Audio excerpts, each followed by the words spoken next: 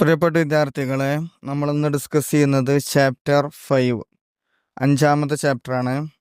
ഗൈഡിൽ 34ാമത്തെ പേജാണ് വരുന്നത്.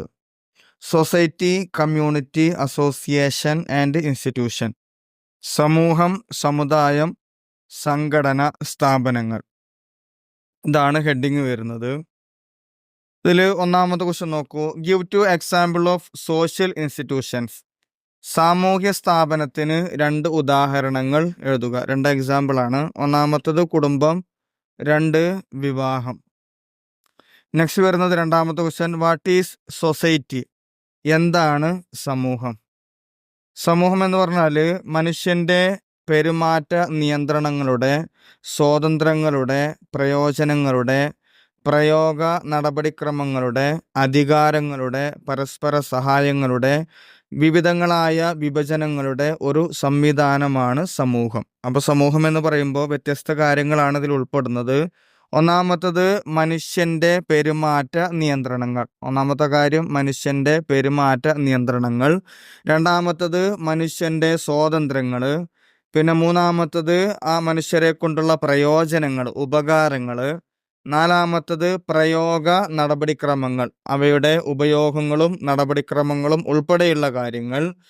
നെക്സ്റ്റ് വരുന്നത് അധികാരങ്ങൾ, ഓരോ മനുഷ്യൻ്റെയും അധികാരങ്ങൾ. നെക്സ്റ്റ് വരുന്നത് പരസ്പര സഹായങ്ങൾ, അതായത് മനുഷ്യൻ ഒരു മാനുഷിക ജീവിയാണ് അല്ലേ. അതുകൊണ്ട് തന്നെ ഒരിക്കലും പരസ്പരം സഹായമില്ലാതെ ഒരു മനുഷ്യന്, ഏതൊരു മനുഷ്യനാണെങ്കിലും പരസ്പരം സഹായമില്ലാതെ ജീവിക്കാൻ കഴിയില്ല. അപ്പോൾ അവിടെ പറയുന്ന പരസ്പര സഹായങ്ങൾ ഉൾപ്പെടുന്ന കാര്യങ്ങൾ. ഇത്തരത്തിൽ വിവിധങ്ങളായ വിഭജനങ്ങൾ, ഓരോ മനുഷ്യരും ഓരോ ഗ്രൂപ്പുകളാണ്. ഏതൊരു മനുഷ്യനാണെങ്കിലും ഏതെങ്കിലും ഒരു ഗ്രൂപ്പിൽപ്പെട്ട ആളുകളായിരിക്കും. സ്വഭാവത്തിലാണെങ്കിലും മറ്റുള്ള സൗകര്യങ്ങളിലാണെങ്കിലെല്ലാം വിവിധങ്ങളായ രീതിയിൽ മനുഷ്യനെ വിഭജിക്കുന്നുണ്ട്. അപ്പോൾ ഇത്തരത്തിൽ ഈ കാര്യങ്ങളെല്ലാം ഉൾപ്പെടുന്ന സംവിധാനത്തെയാണ് സമൂഹം എന്ന് പറയുന്നത്.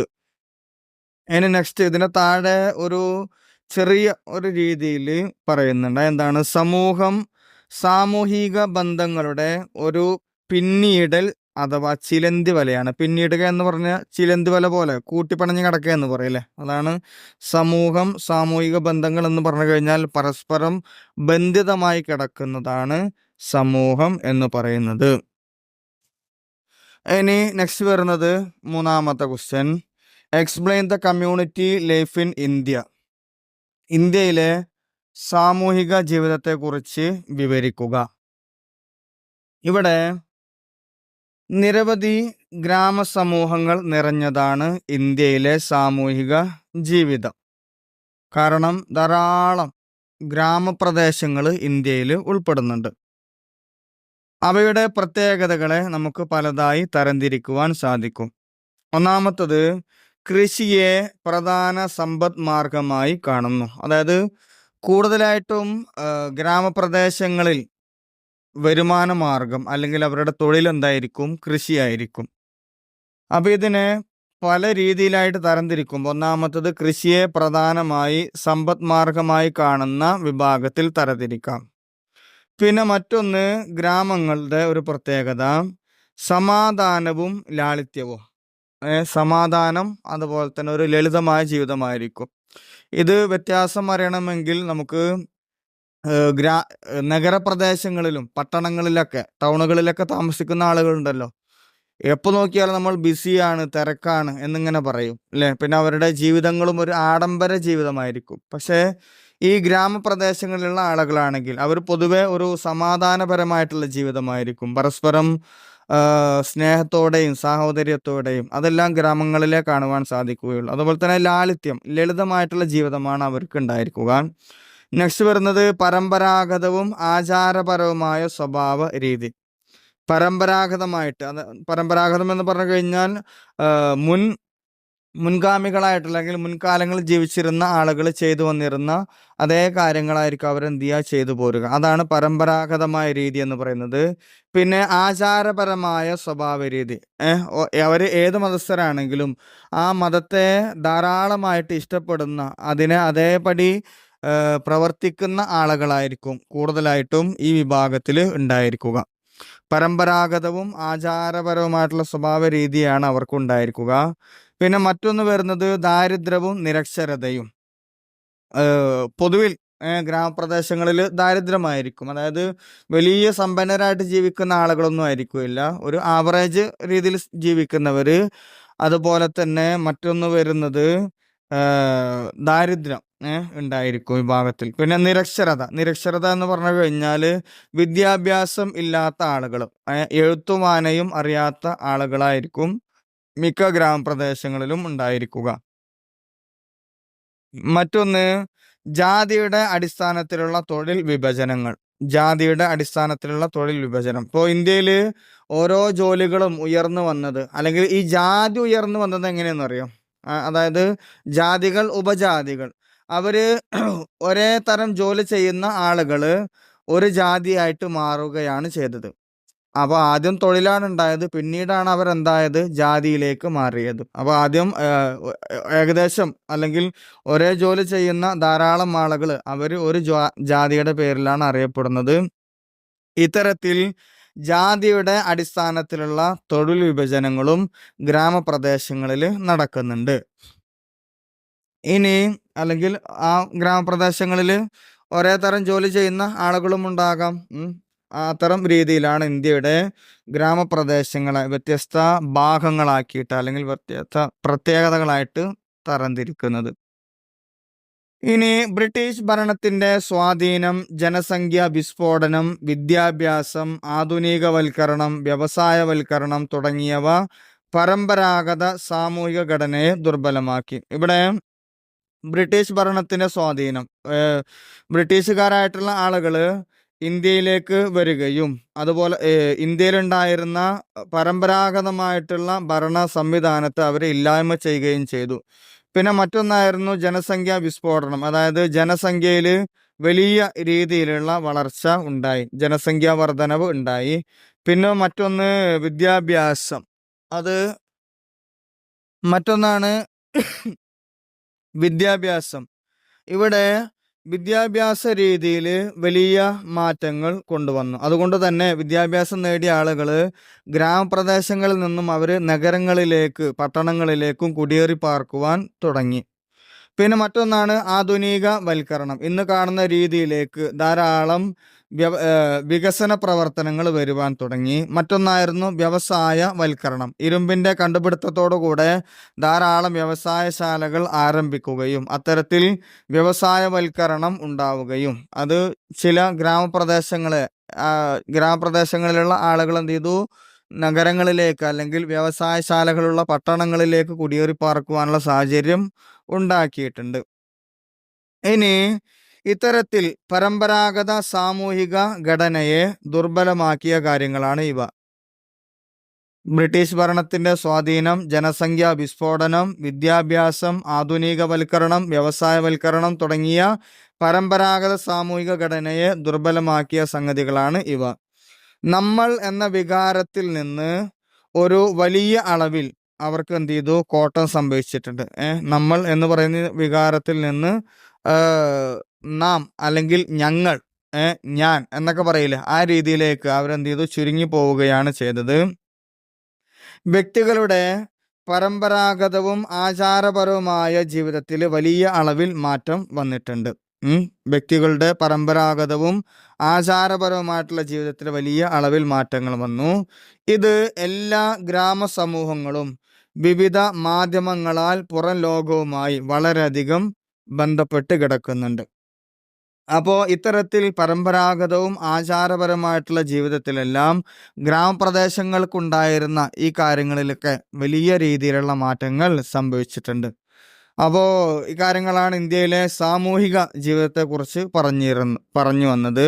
ചുരുക്കത്തിൽ പഴയ കാലഘട്ടങ്ങളിൽ ഉണ്ടായിരുന്ന ഒരു ഗ്രാമ സംവിധാനങ്ങളൊന്നും ഇന്ന് ഇന്ത്യയിൽ ഇല്ല.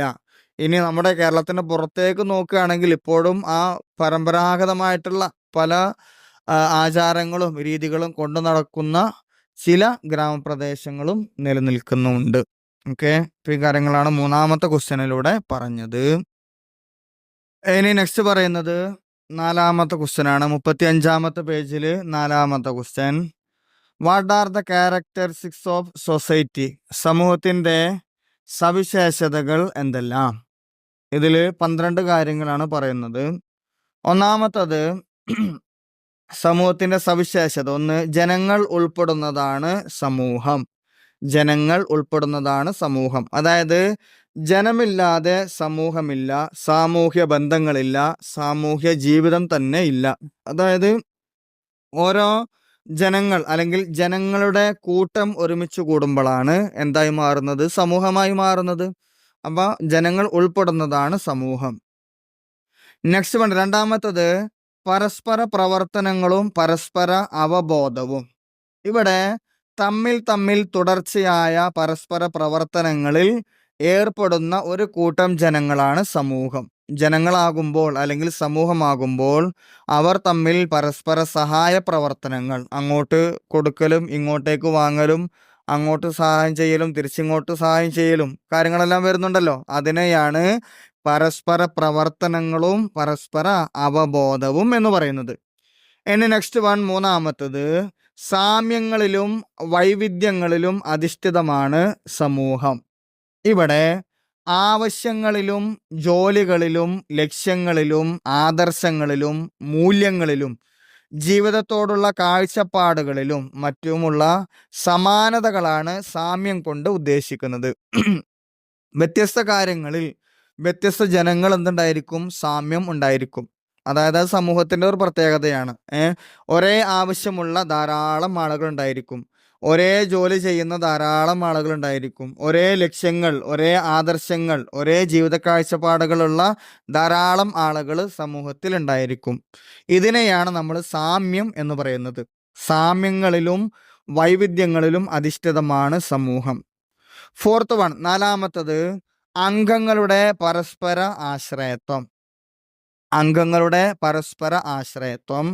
സമൂഹത്തിലെ ഓരോ അംഗവും മറ്റ് അംഗങ്ങളിൽ ഓരോരുത്തരെയും ആശ്രയിക്കുന്നു. ഇത് കുടുംബാംഗങ്ങൾ മാത്രമല്ല, രാജ്യങ്ങളും ഭൂഖണ്ഡങ്ങളും വരെ പരസ്പരം ആശ്രയിച്ചാണ് മുന്നോട്ട് പോകുന്നത്. ഞാൻ നേരത്തെ പറഞ്ഞിട്ടുണ്ടായിരുന്നു, സമൂഹം എന്ന് പറഞ്ഞു കഴിഞ്ഞാൽ അല്ലെങ്കിൽ മനുഷ്യൻ എന്ന് പറഞ്ഞു കഴിഞ്ഞാൽ സാമൂഹ്യ ജീവിയാണ്. മനുഷ്യൻ ഒരിക്കലും മറ്റുള്ളവരെ ആശ്രയിക്കാതെ ജീവിക്കാൻ ഒരിക്കലും കഴിയില്ല.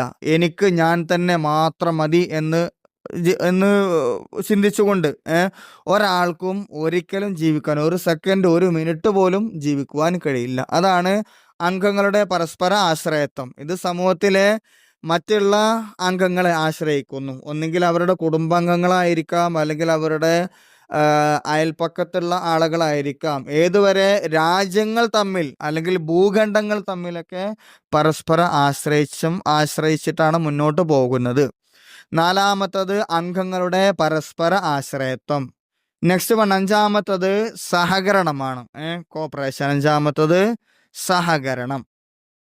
ഇവിടെ ഒരു സമൂഹം കെട്ടിപ്പടുക്കുവാൻ സഹകരണം അത്യന്താപേക്ഷിതമാണ്. സഹകരണം, കോപ്പറേഷൻ ഇല്ലാതെ ഒരിക്കലും ഒരു സമൂഹത്തിന് ഒന്നിച്ചു പോകാൻ സാധ്യമല്ല. ആറാമത്തത് സമൂഹം ചലനാത്മകമാണ്. സമൂഹം ചലനാത്മകമാണ്. സമൂഹം എപ്പോഴും മാറിക്കൊണ്ടിരിക്കും. നിലവിലുള്ള കാലത്തിന്റെ ആവശ്യങ്ങൾക്കനുസരിച്ച് മാറുന്നു. ഇപ്പോൾ സമൂഹം എന്ന് പറയുമ്പോൾ ചേഞ്ച് അല്ലെ, മാറ്റങ്ങൾ ഇഷ്ടപ്പെടാത്തവരായിട്ട് ആരുമില്ല. അതുകൊണ്ട് തന്നെ സമൂഹത്തിൽ എപ്പോഴും മാറ്റങ്ങൾ ഉണ്ടാകുന്നതാണ്. ഇനി അല്ലെങ്കിൽ പുതിയവക്ക് അവരെന്ത് ചെയ്യും? ജന്മം നൽകും. പുതിയ കാര്യങ്ങൾ വരും. അതായത് നമ്മളൊരു ട്രെൻഡ് എന്ന് പറയില്ലേ, ഓരോ കാലഘട്ടങ്ങളിൽ അല്ലെങ്കിൽ ഓരോ സമയങ്ങളിലും ഓരോ കാര്യങ്ങളായിരിക്കും ഒരു ട്രെൻഡ് ഉണ്ടായിരിക്കുക. അത് കഴിഞ്ഞാൽ പിന്നെ അടുത്ത കാര്യങ്ങളിലേക്ക് എന്ത് ചെയ്യും? കടക്കും. അപ്പൊ ഇത്തരത്തിൽ സമൂഹം ചലനാത്മകമാണ്, എപ്പോഴും ചലിച്ചു കൊണ്ടിരിക്കുക. മാറ്റങ്ങൾ സമൂഹത്തിൽ വരുന്നതാണ്. നെക്സ്റ്റ് വൺ, ഏഴാമത്തത് സാമൂഹ്യ നിയന്ത്രണം. ഇവിടെ മനുഷ്യന്റെ പെരുമാറ്റത്തെ നിയന്ത്രിക്കാതെ സാമൂഹ്യ ജീവിതം പുരോഗമിക്കുകയില്ല. അംഗങ്ങളുടെ പെരുമാറ്റം നിയന്ത്രിക്കാൻ സമൂഹത്തിന് അതിൻ്റെതായ മാർഗങ്ങൾ ഉണ്ട്. ഇപ്പൊ മനുഷ്യന്റെ പെരുമാറ്റത്തിൽ വരുന്ന കാര്യങ്ങളെക്കുറിച്ച് നിയന്ത്രണങ്ങൾ ഉണ്ടായിരിക്കണം. എങ്കിൽ മാത്രമേ സാമൂഹ്യ ജീവിതം വളരെ ഫലപ്രദമായിട്ട് മുന്നോട്ട് പോവുകയുള്ളൂ. അപ്പോൾ ആ സമൂഹത്തിന് അടിസ്ഥാനപരമായിട്ടുള്ള സ്വഭാവത്തിനനുസരിച്ച് ആ സമൂഹത്തിൽ എന്ത് വരേണ്ടതുണ്ട്? നിയന്ത്രണം വരേണ്ടതുണ്ട്. എങ്കിൽ മാത്രമേ നല്ല രീതിയിൽ മുന്നോട്ട് പോവുകയുള്ളൂ. അപ്പോൾ ഏഴാമത്തത് പറഞ്ഞത് സാമൂഹ്യ നിയന്ത്രണം. എട്ടാമത്തത് സംസ്കാരം. ഓരോ സമൂഹത്തിനും അതിൻ്റേതായിട്ടുള്ള ജീവിതശൈലിയുണ്ട്. ജീവിത രീതികളിലും പെരുമാറ്റത്തിലും സമൂഹത്തിലെ അംഗങ്ങൾ എന്ന നിലയിലും പ്രകടമാകുന്ന മാനുഷിക ഭാവങ്ങളാണ് സംസ്കാരം. ഇപ്പം ഇവിടെ സമൂഹത്തിന്, ഏതൊരു സമൂഹമാണെങ്കിലും അവരുടേതായിട്ടുള്ള ജീവിത ശൈലി ഉണ്ടായിരിക്കും. അത് സമൂഹ ഗ്രൂപ്പിനനുസരിച്ചിട്ടായിരിക്കും. നമ്മൾ സമൂഹത്തിനെ, മനുഷ്യരെ തന്നെ വ്യത്യസ്ത രീതിയിൽ നമ്മൾ വേർതിരിക്കുമല്ലോ. ഇപ്പോൾ കേരളീയ സമൂഹം എന്ന് പറയുമ്പോൾ നമ്മുടേതായിട്ടുള്ളൊരു സംസ്കാരങ്ങളുണ്ട്. അതുപോലെ ഉത്തരേന്ത്യയിലുള്ള ആളുകളാണെങ്കിൽ അവരുടേതായിട്ടുള്ള സംസ്കാരങ്ങളുണ്ട്. ഇനി തമിഴ്നാട്, കർണാടക, പഞ്ചാബ്, ഓരോ സ്റ്റേറ്റുകളും മാറുമ്പോഴും അവരുടേതായിട്ടുള്ള സംസ്കാരങ്ങൾ അതിൽ വരുന്നുണ്ട്.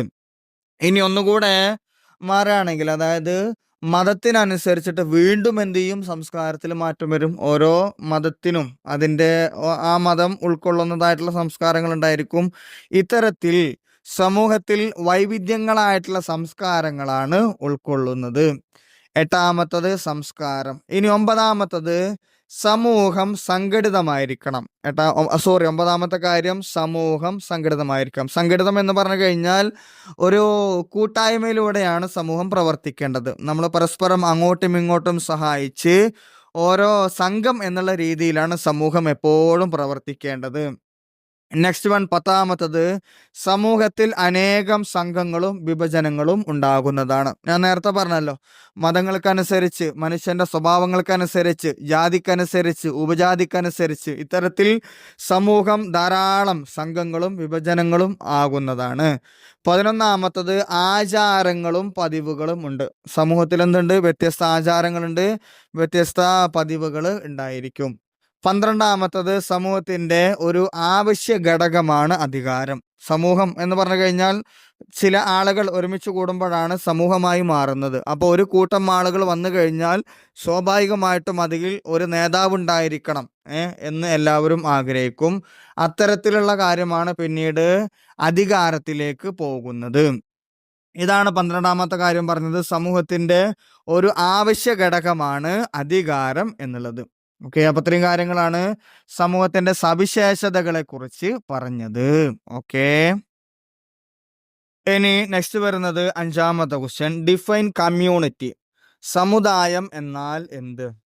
നമ്മളൊന്ന് എന്ന വികാരത്തോടെ ഒരു നിശ്ചിത പ്രദേശത്ത് ജീവിക്കുന്ന സാമൂഹ്യ ഗണമാണ് സമുദായം. സമുദായം എന്ന് പറഞ്ഞു കഴിഞ്ഞാൽ നമ്മൾ ഒന്ന് എന്ന വികാരത്തോടെ, അതായത് ഒരു വിഭാഗം ആളുകളാണ് നാം എല്ലാവരും എന്ന രീതിയിൽ ഏതെങ്കിലും ഒരു പ്രദേശത്ത് ജീവിക്കുന്ന ധാരാളം ആളുകളുടെ ഒരു വിഭാഗത്തെയാണ് സമുദായം എന്ന് പറയുന്നത്. നമ്മളൊന്ന് എന്ന വികാരത്തോടെ ഒരു നിശ്ചിത പ്രദേശത്ത് ജീവിക്കുന്ന സാമൂഹ്യ ഗണമാണ് സമുദായം. ഇനി നെക്സ്റ്റ് ക്വസ്റ്റ്യൻ നോക്കൂ. 6ാമത്തത് 36ാമത്തെ പേജിലാണ് കേട്ടോ. ഗൈഡിൽ 36ാമത്തെ പേജിൽ 6ാമത്തെ ക്വസ്റ്റ്യൻ നോക്കൂ. What are the characteristics of community? കമ്മ്യൂണിറ്റിയുടെ സവിശേഷതകൾ എന്തെല്ലാമാണ്? ഒന്നാമത്തത് നിശ്ചിത പ്രദേശം. നമ്മൾ നേരത്തെ പറഞ്ഞു, ഏതെങ്കിലും ഒരു പ്രദേശത്ത് താമസിക്കുന്ന ആളുകളായിരിക്കണം. അപ്പോൾ ഇവരുടെ ഒരു സവിശേഷത, നിശ്ചിത പ്രദേശത്തായിരിക്കും ഇവർ താമസിക്കുക. നെക്സ്റ്റ് വരുന്നത് ജനസഞ്ചയം, അതായത് ഒരു വിഭാഗം ആളുകളാണ് ഇവരുണ്ടായിരിക്കുക. ഒന്നോ രണ്ടോ വ്യക്തികളല്ല, ഒരു കൂട്ടം വ്യക്തികളായിരിക്കും ഇവര്. മൂന്നാമത്തത് അടുപ്പമുള്ള സാമൂഹ്യ ബന്ധങ്ങൾ. ഇവിടെയുള്ള ആളുകൾ അല്ലെങ്കിൽ സമുദായത്തിൽപ്പെട്ട ആളുകൾ അവർ പരസ്പരം സാമൂഹികപരമായിട്ടുള്ള ഒരു ബന്ധം ഇവർ പരസ്പരം ഉണ്ടാകുന്നതാണ്. നാലാമത്തത് മനഃശാസ്ത്രപരമായ ഐക്യവും നാം ഒന്ന് എന്ന വികാരവും. ഇവിടെ എല്ലാ ആ വിഭാഗത്തിൽപ്പെട്ട ആളുകളെല്ലാം മാനസികപരമായിട്ട് പരസ്പരം ഐക്യമുള്ള ആളുകളായിരിക്കും. നമ്മളെല്ലാവരും ഒരു വിഭാഗമാണ് എന്നുള്ള ഒരു ചിന്ത ഇവർക്ക് ഉണ്ടാകുന്നതാണ്.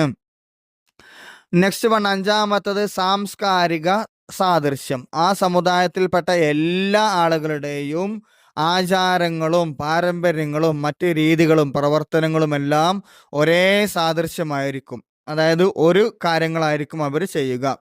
ആറാമത്തത് സംഘടിതമായ പരസ്പര പ്രവർത്തനം. ഈ സമുദായം എന്ന് പറയുമ്പോൾ ഒരു വിഭാഗമാണല്ലോ, അതുകൊണ്ട് തന്നെ അവർ പരസ്പരം സംഘടിച്ചുകൊണ്ടാണ്, ഒന്നിച്ചിട്ടാണ് അവർ പരസ്പരം പ്രവർത്തിക്കുക. ഈ കാര്യങ്ങളാണ് സമുദായത്തിൻ്റെ സവിശേഷതകളായിട്ട് വരുന്നത്. ഇനി നെക്സ്റ്റ് പറയുന്നത് ഏഴാമത്തെ ക്വസ്റ്റ്യൻ ആണ്. Distinguish between society and community. സമൂഹവും സമുദായവും തമ്മിലുള്ള വ്യത്യാസങ്ങൾ. അപ്പോൾ നമ്മൾ നേരത്തെ എന്താണ് സമൂഹം, അവയുടെ സവിശേഷതകൾ പറഞ്ഞു. എന്താണ് സമുദായം, അവയുടെ സവിശേഷതകൾ പറഞ്ഞു. ഇനി ഇവ തമ്മിലുള്ള ഡിഫറൻസ് ആണ് പറയുന്നത്. ഒന്നാമത്തത്, സാമൂഹ്യ ബന്ധങ്ങളുടെ ഒരു വലക്കെട്ടാണ് സമൂഹം. അതായത് മനുഷ്യന്മാർ തമ്മിലുള്ള ബന്ധങ്ങൾ, ആ ബന്ധങ്ങളെ അടിസ്ഥാനപ്പെടുത്തിയിട്ടുള്ള വലക്കെട്ട് എന്ന് പറഞ്ഞു കഴിഞ്ഞാൽ പരസ്പരം, നമ്മൾ ചിലന്തി വല കണ്ടിട്ടില്ലേ, പരസ്പരം ബന്ധിതമായിരിക്കും.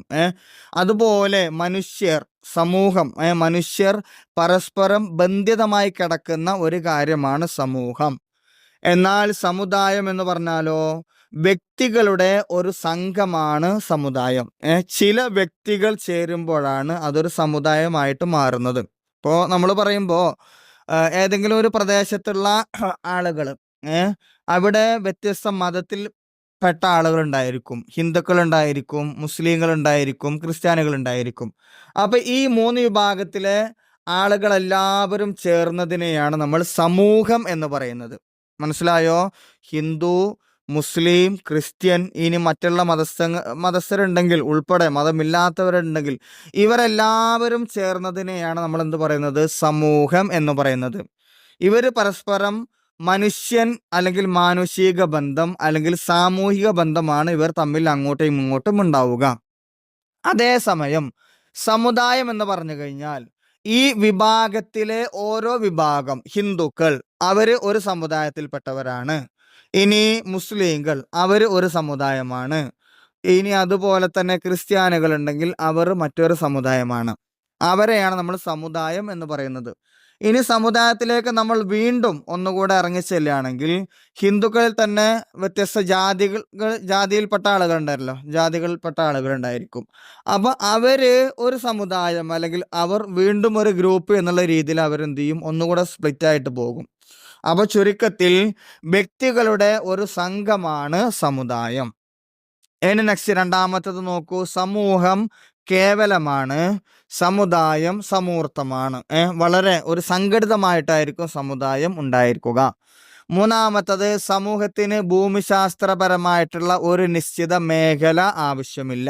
അതായത് കേരളം ഉൾപ്പെടെ ഉള്ള എല്ലാവരും മനുഷ്യരും, അതായത് പ്രത്യേക പ്രദേശത്തിന്റെ ആവശ്യമില്ല. ഒന്നിലധികം ആളുകൾ എവിടെയെല്ലാം ഉണ്ടോ അവരൊക്കെ ഏതിൽ പെടും? സമൂഹത്തിൽ പെടുന്നതാണ്. ഒരു നിശ്ചിത ഒരു സമൂഹത്തിൽ ഒന്നിലേറെ മൂന്നാമത്തത്, സമൂഹത്തിന് ഭൂമിശാസ്ത്രപരമായ ഒരു നിശ്ചിത മേഖല ആവശ്യമില്ല. എന്നാൽ സമുദായത്തിന് ഭൂമിശാസ്ത്രപരമായ ഒരു നിശ്ചിത മേഖല വേണം. ഏതെങ്കിലും ഒരു പ്രദേശങ്ങളിലായിരിക്കും ഈ സമുദായം ഒരുമിച്ച് കൂടിയിട്ടുണ്ടായിരിക്കുക. നാലാമത്തത്, ഒരു സമൂഹത്തിൽ ഒന്നിലേറെ സമുദായങ്ങൾ ഉണ്ടാകാം. നേരത്തെ ഞാൻ പറഞ്ഞല്ലോ, ഒരു സമൂഹത്തിൽ തന്നെ ഹിന്ദു, മുസ്ലിം, ക്രിസ്ത്യൻ എന്നിങ്ങനെ വ്യത്യസ്ത വിഭാഗങ്ങൾ ഉണ്ടാകും. അതേസമയം ഒരു സമുദായത്തിൽ ഒന്നിലേറെ സമൂഹങ്ങൾ ഉണ്ടാവുകയില്ല. സമുദായമാണെങ്കിൽ മുസ്ലിങ്ങൾ എന്ന് പറഞ്ഞു കഴിഞ്ഞാൽ അവർ എല്ലാവരും മുസ്ലിങ്ങളായിരിക്കും. അതാണ് വ്യത്യാസം. അഞ്ചാമത്തത്, ഒരു സമൂഹത്തിന് ഐക്യബോധമോ സാമുദായിക വികാരമോ ആവശ്യമില്ല. സമൂഹത്തിന് അവർ മനുഷ്യനാണ്, മനുഷ്യനായിട്ട് ജീവിക്കുക എന്നുള്ള ഒരൊറ്റ മൈൻഡ് സമൂഹത്തിന് ഉണ്ടായിരിക്കുകയുള്ളൂ. എന്നാൽ ആ സമുദായത്തിന്റെ വികാരങ്ങളൊന്നും സമൂഹത്തിൽ ഉണ്ടാവുകയില്ല. അതേസമയം സമുദായത്തിലാണെങ്കിൽ സാമുദായികപരമായിട്ടുള്ള വികാരം കൂടിയേ തീരും. അതായത് മുസ്ലിങ്ങളാണെങ്കിൽ, ഹിന്ദുക്കളാണെങ്കിൽ, ക്രിസ്ത്യാനികളാണെങ്കിൽ അവരുടെ മതത്തിൽ പറയുന്ന കാര്യങ്ങൾക്കനുസരിച്ചുള്ള ഒരു വികാരം, അത് ഏത് മതത്തിൽപ്പെട്ടവരാണെങ്കിലും അവർക്ക് ഉണ്ടാകുന്നതാണ്. സമൂഹത്തിൽ അങ്ങനെ മതപരമായിട്ടുള്ള അല്ലെങ്കിൽ സമുദായ വികാരം ഒരിക്കലും ഉണ്ടാവുകയില്ല.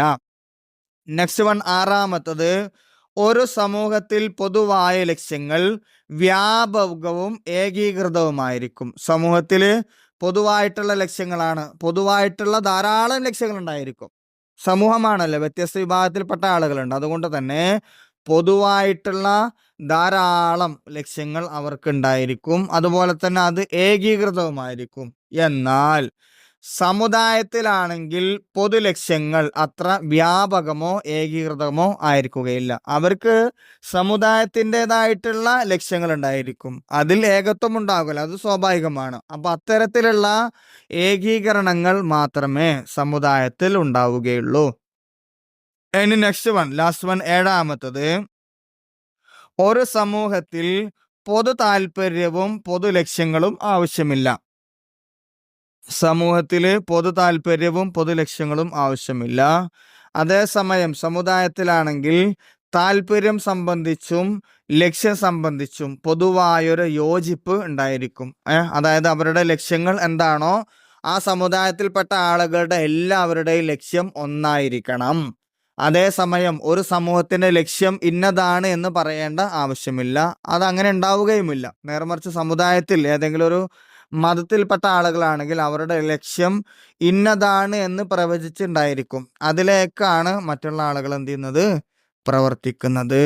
ഓക്കെ, അപ്പൊ ഇത്രയും കാര്യങ്ങളാണ് സമൂഹവും സമുദായവും തമ്മിലുള്ള ഡിഫറൻസ് പറഞ്ഞത്. ഇനി നെക്സ്റ്റ് 37-ാമത്തെ പേജിലാണ് പറയുന്നത്. 6-ാമത്തെ ക്വസ്റ്റ്യൻ കണ്ടോ, ഡിഫൈൻ അസോസിയേഷൻ. സംഘടന എന്നാൽ എന്ത്? അസോസിയേഷൻ എന്ന് പറഞ്ഞാൽ സംഘടന അല്ലെങ്കിൽ സമാജം എന്നൊക്കെ പറയാം കേട്ടോ. എന്താണ് സംഘടന എന്നാൽ? ഒരു പ്രത്യേക ലക്ഷ്യത്തിനോ ഏതാനും ലക്ഷ്യങ്ങൾക്കോ വേണ്ടി സംഘടിക്കുന്ന ജനങ്ങളുടെ ഗ്രൂപ്പ് അല്ലെങ്കിൽ സംഘമാണ് സംഘടന എന്ന് പറയുന്നത്. ഒരു പ്രത്യേക ലക്ഷ്യത്തിനോ ഏതാനും ലക്ഷ്യങ്ങൾക്കോ വേണ്ടി സംഘടിക്കുന്ന ജനങ്ങളുടെ ഗ്രൂപ്പ് അല്ലെങ്കിൽ സംഘം, അതിനെയാണ് സംഘടന എന്ന് പറയുന്നത്. ഇത് വ്യത്യസ്ത കാര്യങ്ങളാണ് ഇതിൽ വരുന്നത്. ഒന്നാമത്തത് മനുഷ്യരുടെ സംഘം, അല്ലെ? സംഘം ഏതായിരിക്കും? മനുഷ്യരുടെ സംഘമാണ് അസോസിയേഷൻ. പിന്നെ മറ്റൊന്ന്, ഈ സംഘത്തിന് എന്തുണ്ടായിരിക്കും? പൊതു താല്പര്യങ്ങളും പൊതുവായിട്ടുള്ള ലക്ഷ്യങ്ങളും ഉണ്ടായിരിക്കും. മറ്റൊന്ന്, ഈ സംഘങ്ങൾ സഹകരണ മനോഭാവമായിരിക്കും. സംഘാംഗങ്ങൾക്കിടയിൽ പരസ്പര സഹകരണ മനോഭാവം ഉണ്ടായിരിക്കും.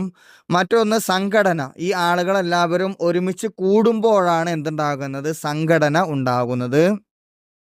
മറ്റൊരു കാര്യമാണ് നിയമങ്ങൾ. ഈ സംഘടനക്ക് അതിൻ്റെതായിട്ടുള്ള ബൈലോ, നിയമഘടനകൾ, നിയമങ്ങൾ ഉണ്ടാകുന്നതാണ്. ഇനി ഇതിന്റെ താഴെ ഒരു ഡെഫിനിഷൻ കൊടുത്തിട്ടുണ്ട്. അംഗങ്ങളുടെ ചില താല്പര്യങ്ങളോ ഒരു കൂട്ടം താല്പര്യങ്ങളോ ഒന്നിച്ചു നിന്ന് നേടിയെടുക്കുന്നതിന് ബോധപൂർവം രൂപീകരിക്കുന്ന സംഘടനയാണ് സമാജം. സമാജം അല്ലെങ്കിൽ സംഘടന, അസോസിയേഷൻ എന്ന് പറഞ്ഞാൽ എന്താണ്?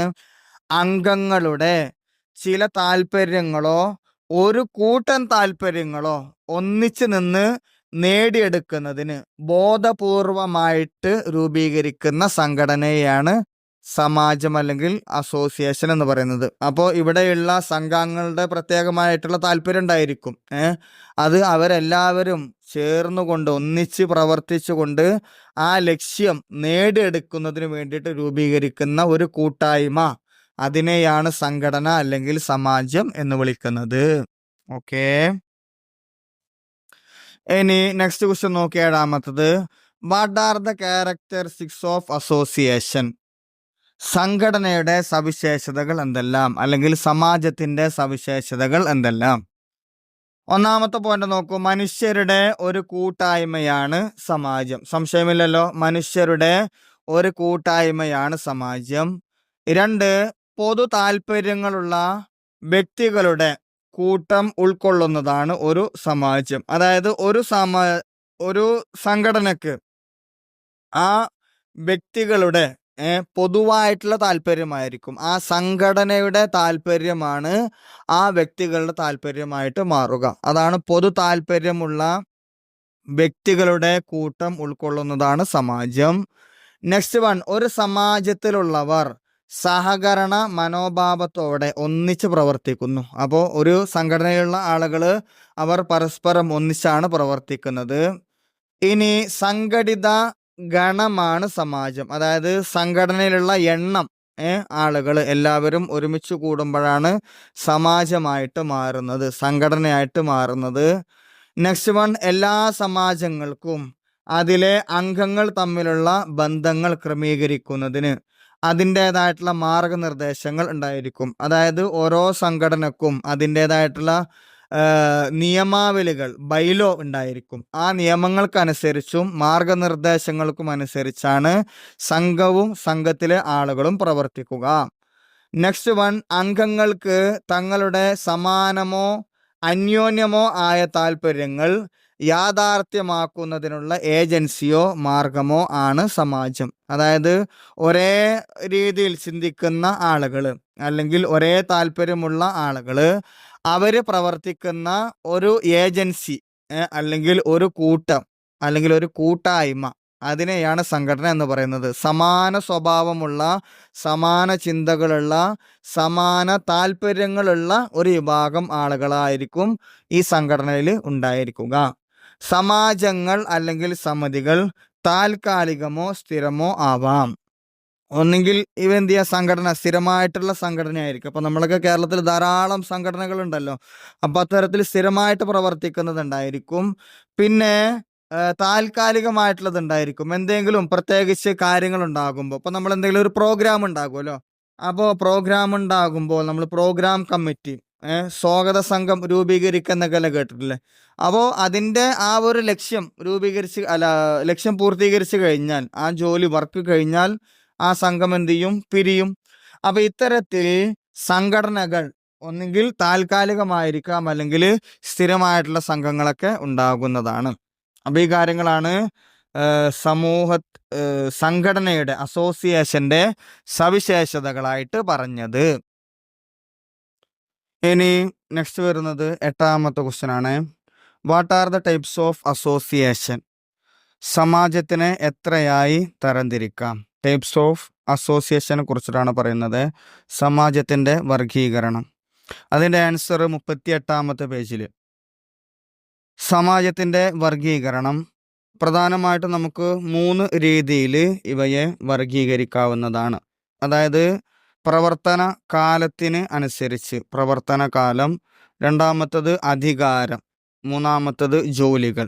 പ്രവർത്തനകാലം, അധികാരം, ജോലികൾ എന്നിവയുടെ അടിസ്ഥാനത്തിലാണ് പലതരം സമാജങ്ങൾ വേർതിരിച്ചുള്ളത്. പ്രവർത്തനകാലത്തിൻ്റെ അടിസ്ഥാനത്തിൽ പ്രധാനമായിട്ടും 2 സമാജങ്ങളാണ് ഉള്ളത്. സമാജങ്ങൾ എന്ന് പറഞ്ഞാൽ അസോസിയേഷൻ അല്ലെങ്കിൽ സംഘടന എന്നൊക്കെ പറയും. ഒന്നാമത്തത് താൽക്കാലിക സമാജങ്ങൾ. അതായത് എന്തെങ്കിലും പ്രത്യേക സാഹചര്യങ്ങൾ വന്നു കഴിഞ്ഞാൽ അതിനുവേണ്ടി മാത്രം രൂപീകരിക്കുന്നതാണ് താൽക്കാലിക സമാജങ്ങൾ. എക്സാമ്പിൾ പറയുകയാണെങ്കിൽ വെള്ളപ്പൊക്ക ദുരിതാശ്വാസ പ്രവർത്തനങ്ങൾക്ക് വേണ്ടി രൂപീകരിക്കുന്ന സംഘടന. രണ്ടാമത്തത് സുസ്ഥിര സമാജം. സുസ്ഥിരം എന്ന് പറഞ്ഞു കഴിഞ്ഞാൽ സ്ഥിരമായിട്ടുള്ള കൂട്ടായ്മ, അതിനെയാണ് സുസ്ഥിര സമാജം എന്ന് പറയുന്നത്. ഇവിടെ ഭരണകൂടം ഓരോ രാജ്യത്തിൻ്റെ, സംസ്ഥാനങ്ങളുടെയൊക്കെ ഭരണകൂടം ഈ അധികാരത്തിൻ്റെ അടിസ്ഥാനത്തിൽ വരുന്നതാണ്. സുസ്ഥിര സമാജത്തിൻ്റെ അടിസ്ഥാനത്തിൽ ഉള്ള ഒരു സമാജത്തിന് ഉദാഹരണമാണ്. ഇനി നെക്സ്റ്റ് അധികാരത്തിൻ്റെ അടിസ്ഥാനത്തിലുള്ള സമാജം. അവയെ നമുക്ക് 3ആയി തരംതിരിക്കാം. ഒന്നാമത്തത് പരമാധികാരമുള്ളത്, ധാരാളമായിട്ട് അധികാരമുള്ളതാണ് ഈ അധികാരത്തിൻ്റെ അടിസ്ഥാനത്തിലുള്ളത്. അതിന് എക്സാമ്പിൾ ഭരണകൂടം. ഇനി അർദ്ധ പരമാധികാരമുള്ളത്, അതായത് പരിപൂർണമായിട്ടുള്ള അധികാരമില്ല, അതിൻ്റെ മുകളിലായിട്ട് മറ്റൊരു സംഘടനയോ നിയന്ത്രണങ്ങളോ ഉണ്ടായിരിക്കും, എങ്കിലും ഒരു പരിധിവരെയുള്ള അധികാരം ലഭിക്കുന്നതാണ് അർദ്ധ പരമാധികാരമുള്ളത് എന്ന് പറയുന്നത്. എക്സാമ്പിൾ മുനിസിപ്പാലിറ്റി, മുനിസിപ്പാലിറ്റിയുടെ മുകളിൽ ഗവൺമെൻറ് വരുന്നുണ്ട്. അതുപോലെ തന്നെ യൂണിവേഴ്സിറ്റിയുടെ മേലിലും സ്റ്റേറ്റ് ഗവൺമെൻറ്റിൻ്റെ നിയന്ത്രണം വരുന്നുണ്ട്. അവയാണ് അർദ്ധ പരമാധികാരമുള്ളത് എന്ന് പറയുന്നത്. ഇനി മൂന്നാമത്തത് പരമാധികാരമില്ലാത്തവ, അതായത് ക്ലബ്ബുകൾ.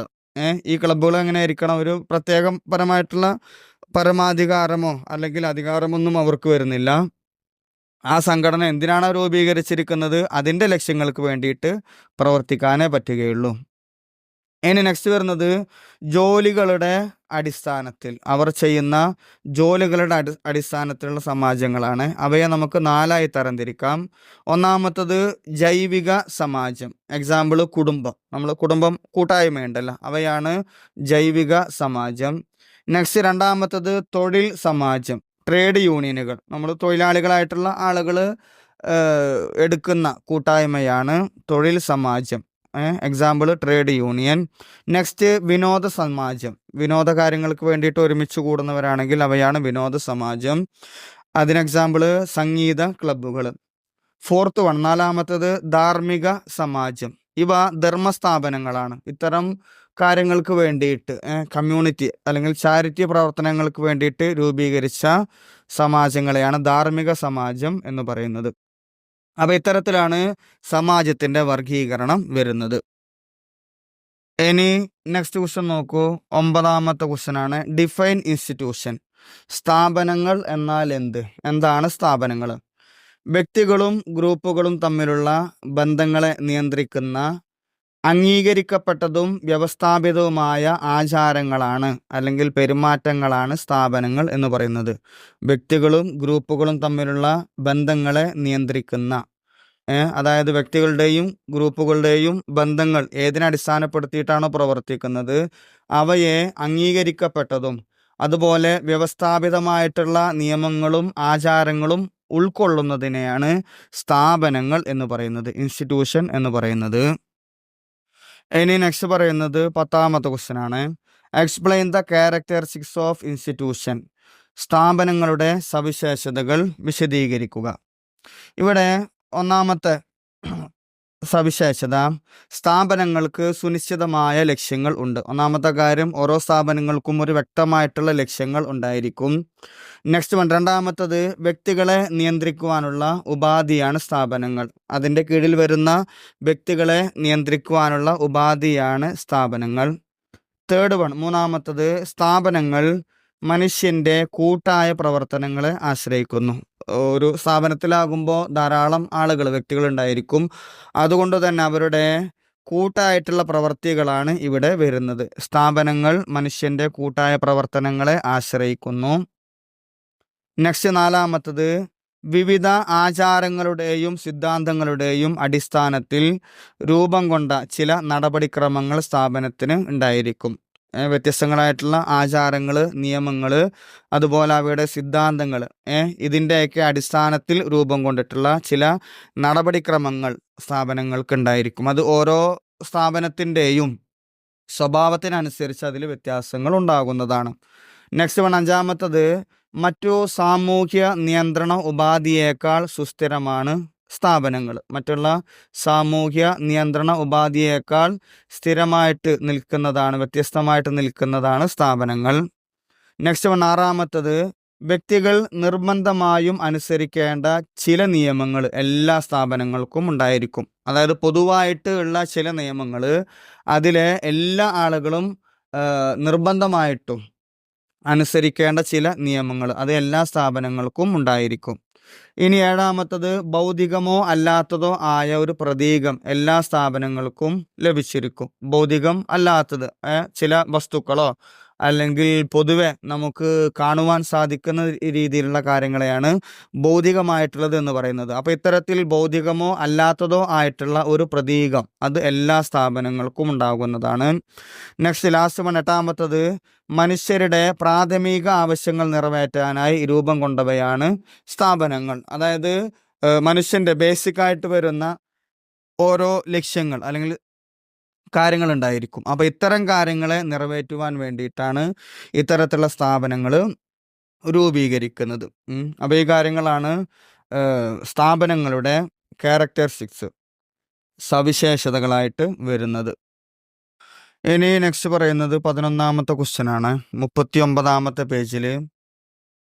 Explain the difference of institution.